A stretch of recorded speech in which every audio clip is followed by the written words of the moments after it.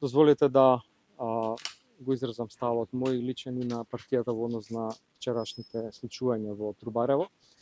Имено секогаш кога премиерот ќе се најде во ситуација да не може да изменаџира и не може да најде решение за проблемот, се некој друг му е крив. Изминативе 15 месеци прво имаше следење од дронови, имаше обиди за дестабилизација, понатаму хибридни напади, еве сега нешто се случува организирано од разни странски центри на Мокта.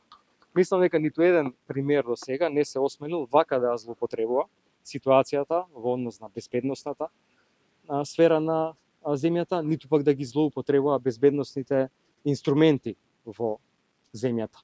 Од оваа влада не видовме ниту едно решение на ниту еден проблем, ниту едно предолг решение на овие сериозни проблеми кои што се напластуваат изминативе години и пол како ВМРО, ДПМН и коалицијата е на власт.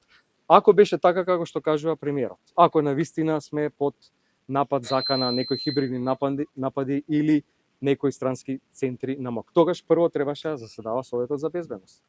Требаше на терен да излезе армијата, требаше на терен и во јавност да излезе министерот за одбрана.